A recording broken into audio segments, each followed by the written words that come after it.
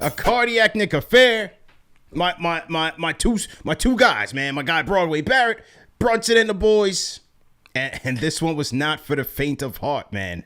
I don't know what made me more nervous: the Knick defense, the injuries, or a near loss. Or, D, all of the above. Yeah. It was one of those ones, man. And, this was just an interesting game. I thought the Knicks started off well. Ball movement was good. You saw a lot of cutting, really exposing the Raptors' lack of interior presence. Seemed like a smooth sailing. But once it got to like that midway second quarter mark and RJ started turning up, Knicks started to go cold, and that's when RJ, off of those live rebounds, he's off to the races. He's getting guys involved. He's going left. He's going left. He still can't stop it. So he got into a groove. And then in the third quarter, things just got very ugly for the Knicks. They could only muster up 23 third quarter points. Raptors would again go on their run. You lose Scotty Barnes in that third quarter, a collision with Karl Anthony Towns. Jalen Brunson would also lead the game in that third quarter. And then going into the fourth quarter, it was basically anybody's ball game. But I thought, yes, we can talk about Towns and OG and even Brunson, but I thought Mikal Bridges really was a big spark here with 3 big fourth quarter threes, and each 3 gave the Knicks the lead. So his moments were big, and then in crunch time, you had Brunson and Towns seal the deal there. So 113-108, Knicks got the job done. Yeah, this game was not pretty by any means. I mean, even honestly, CP, I didn't even really think the first quarter was that great for the Knicks, in all honesty. Yeah. I mean, I talked about this with Willu on the Game of the Week preview. I said, if the Raptors are going to start hitting their threes, this is going to be a ball game. And the Raptors are not known for being a three-point shooting team, but hit their threes, they did. And sure enough, we had a game. It sucks that Scotty Barnes got injured. All right, so hope he heals up well. But you watching how the Knicks defense, man, is a concern through and through. It is a concern through and through. No question about it. But this is the one thing I'll take away from this game, CP, is that the late game execution is what you want to see from this team moving forward. I'm happy that they did that because you're going to need that type of experience when it comes to the postseason. All right, when you're playing top-end teams and you have to execute late, the way they came out of that timeout after RJ drives left, everyone and their grandmother knew it. Knows he's going left. Gonna go left. He tied the game up 108 apiece. About 36 seconds left after, whatever. But out of timeout, get the ball to Brunson. He starts to move left, brings the defenders with him, bounce pass to Karl Anthony Towns. Easy 2 points right there. Excellent execution. It's stuff like that where the Knicks last season, you had to get it to Brunson and hope that Brunson was going to knock down those shots. Now it's better team basketball because you have 5 guys that could shoot. Really 4. I mean, Bridges was hitting the shots tonight. Josh Hart, tough from the field tonight. But still, the way he's been shooting, you can't just leave him open. Yeah. Obviously, OG, he can knock down his threes too and get to the lane. So 5 guys on the court that you have to respect. And because of that, you get an easy bounce pass to Karl Anthony Towns, who's just an offensive juggernaut, right? Then you go to the other end. Once again, RJ's going to try to do the same thing.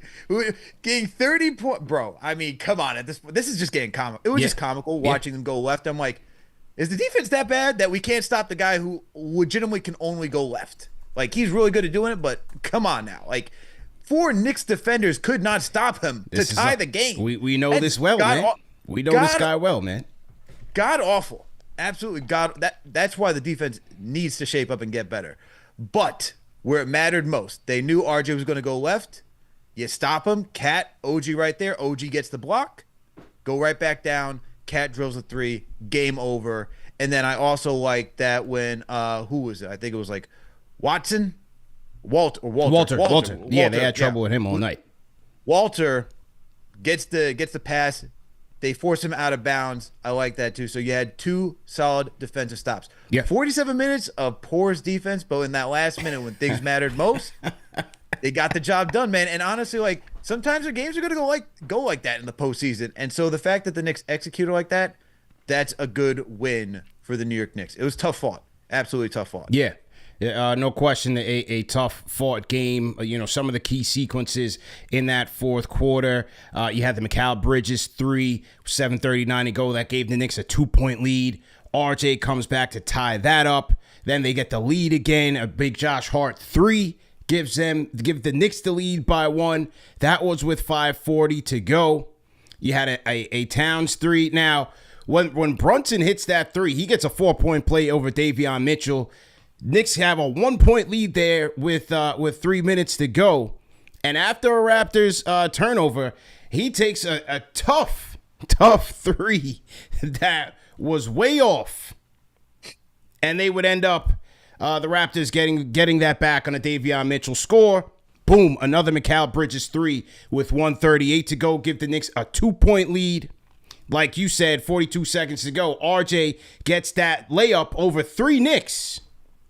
Gets the job done, ties the game up, and that next possession, just as you said, the Raptors on the inbound, they try to put 2 on the ball to double Brunson with Jakob Poeltl. Brunson gets around that, so now you have an advantage there. Sneaks the pass to Karl Anthony Towns. He gets the layup in there. Following possession, they get the clutch block on RJ. You had Poeltl setting the screen on OG. So you got RJ going downhill now on Towns. But with Poeltl trailing, you really don't got to worry about him. So that was great help defense by OG Anunoby as well, because he's able to, one, help on RJ and also be able to cover the paint in case RJ was looking to pass to Poeltl. They get the stop there, and then the Towns 3 to seal the deal. It wasn't pretty, but it was gritty, man. I think one of the issues with the Knicks defense, obviously the 3-point defense is at the top, but I also think one of the issues is that, because if you look at it in this game and check how many second chance points they gave up to the Raptors on NBA.com. ESPN never has that stat. I don't know why they never have it. But check how many second chance points they had. They had 17 offensive rebounds in this game. And I think one of the problems is that when Towns is committing to protecting the rim, you're getting guys crashing the boards over you. Hart can't get everything. And in this night, when Hart is your second strongest rebounder, you only had 10 rebounds between Hart, Anunoby, and Bridges. You had 6 by Precious, but 15 by Towns. You know what I'm saying? So I think that's going to always be an issue for this team, in that, yes, as good as the rebounder that Hart is, sometimes they get caught out of position when Towns is committing to those drives. And then other teams are just crashing right on them. I thought that the Raptors did that several times tonight. They did, and they have a lot of wings. So they have a lot of, wings. They have a lot of wingspan. They have a lot of height to, make up for that, and that's why they out-rebounded the Knicks. But, this is like learning how to – this is part of that journey for the Knicks, right? You have 82 games to learn how to match up with different teams. And tonight was a different team that they faced. A young team, a scrappy team, and they figured out how to execute late in this game with not having everything go their way, right? The offense wasn't the prettiest as it has been tonight. Even though they're a top offense of the league, they had to figure out, okay, how are we going to come out this one with a win? And with everything that you just talked about, that was the goal of tonight's game. If you want to say, what was tonight's goal? How do you win when everything offensively isn't going for you, all right? When your defense is still struggling. And they proved to do that late in this game. I'm going to go back to that as like the focal point of this one. It just, because I see people saying like, why are we complaining? And what's not? It's not complaining. It's calling it like it is. Like, we're seeing what's on the floor. If you're walking away saying everything's hunky-dory and fine, that's then not true. You didn't watch the game. Yeah, that's not true. Do we have Jay Fade on the Discord? Jay Fade. Absolutely, I'm here. Third time's a charm, man. Stay ready. Nice. Let's go. Yeah, you're right. Yeah. Anyways, I just feel like tonight that one thing we're lacking from last year is offensive rebounding. Obviously, Cat can only do so much, and getting back Precious Achiuwa, it's helping, but the way iHeart rebounded on the offensive end, and we got second chance points. So it just seems like every time there's a clank off the rim, somebody's in a fast break.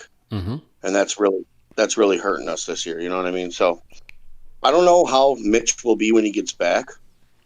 I'm hoping he's in shape. I'm hoping everything. I mean, he's one of the best offensive rebounders in the league last year before he got hurt. But that's the one thing this year that if we had offensive rebounding right now and second chance points, this game would have been a 20-point blowout. You know? Yeah. Every time we get a three and it clanks off the rim, it's a fast break for the other team. And I get it. You know, the other guys, you know, they're doing what they can, playing defense and doing whatever, but there's nobody down low to pick up that slack that we had last year. It's just not happening right now.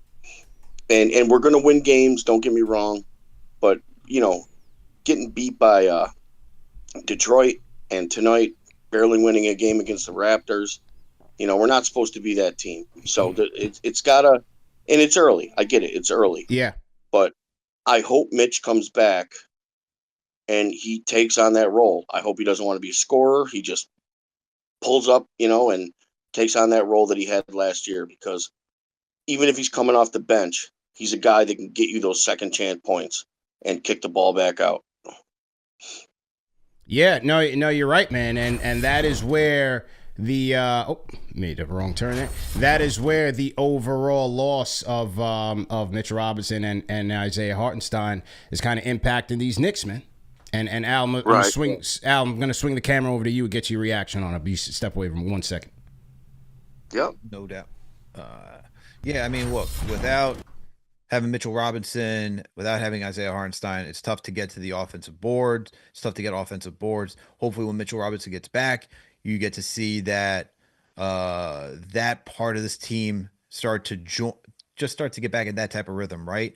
And I would say that the one good thing about tonight's game, to give us an indication that Tibbs is not worried about playing two bigs in this lineup, is seeing Precious Achiuwa and Karl Anthony Towns on the floor sharing some time together. And that is, you know, encouraging, because you get to see, if Mitchell Robinson comes back, you can have Cat at the 4, and then you can have Mitch at the 5, and then hopefully that improves the rebounding, especially if we have Josh Hart out there as well, a guy who likes to crash the boards as well.